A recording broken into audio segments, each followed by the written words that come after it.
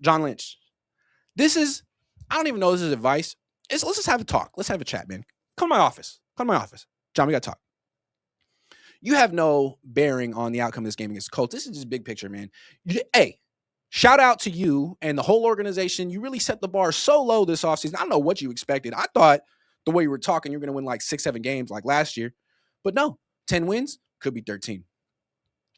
So you got us off your back. You probably got your employer off your back. Things were bad last year. You won 6 games and you gave that contract to Brandon Ayuk, and people were upset, but you found a way to get out of the Ayuk contract. A little shady, but maybe that wasn't you. Maybe that was Jed and Perrine. Whatever. You found a way out of that. You got 10 wins.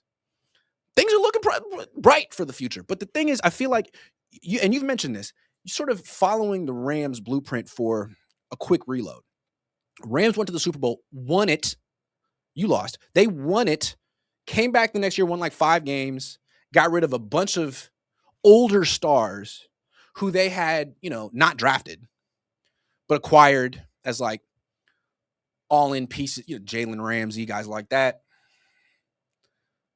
Got rid of them, reloaded through the draft, got a bunch of new stars, and now they're one of the best teams, if not the best team in the league, although they just lost to the Seahawks. One of the best. I'm talking Kyron Williams, Puka Nacua, Jared Verse, Byron Young. They have multiple young foundational stars that will be there for a long time, and any team would want. So that's the Niners blueprint. Rams have done it really well, although, maybe the Niners would beat them again. I already beat them once. See if Brock could do it. You did things a little different, John. Like, you drafted your stars a long time ago. George Kittle, Fred Warner, Nick Bosa, back to back to back, 3 drafts in a row. Then you trade for Trent Williams. You trade for Christian McCaffrey. That's essentially the core of your team, to use an awful word, the foundation of what you've been building the last few years. We thought that you were trying to build like the next generation, the foundation for the next generation. Man, I'm rhyming.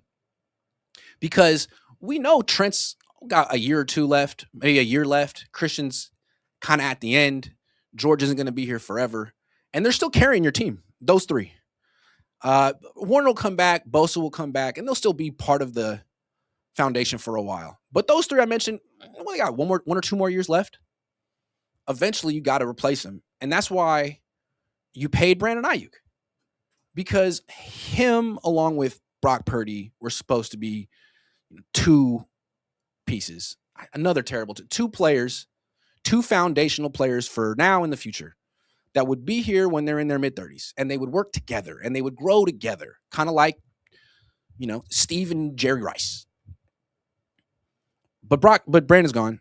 So really, in the last 5, 6 drafts, the only star you've taken who's still here is Brock. And if you're following the Rams blueprint, where are the stars? You drafted Mykel Williams, good player, not a star. He's like a mid-level player, which every team needs. You need those Samson Ebukams. But he's sort of in that tier, not Nick Bosa, not Fred Warner, not yet. I mean, Ricky Pearsall, maybe. He's got a long way to go before he's Brandon Ayuk.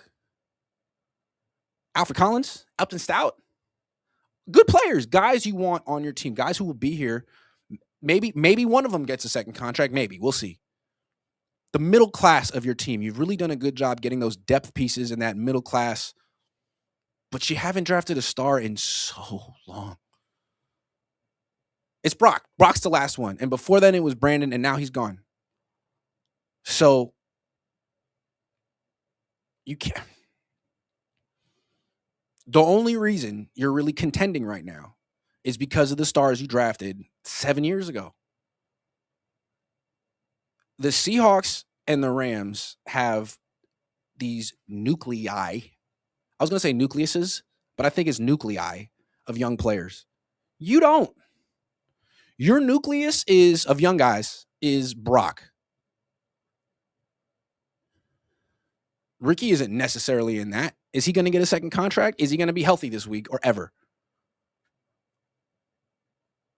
Who's in it? I don't know. You look at the best teams in the NFC, they have all kind of stars that they've been drafting. I mean, the Eagles, the Lions, the Seahawks. You're next, man. It's been so long. Can you do it?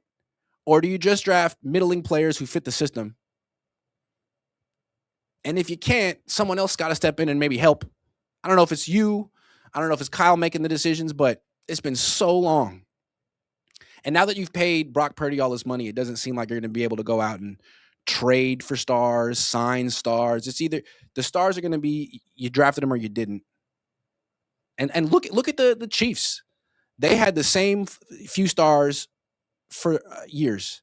Mahomes, Kelsey, Chris Jones. Kelsey gets old, the whole thing falls apart. Now they look like they have to completely retool because they don't really have the next generation to take over. It was like Trent McDuffie. I mean, they don't have a running back. Rashee Rice is in and out. That's you minus the rings. Anyway, 10-4, 4-game winning streak. Could be the year. But it's because of the draft picks you made years ago. Still performing. So shout out to them.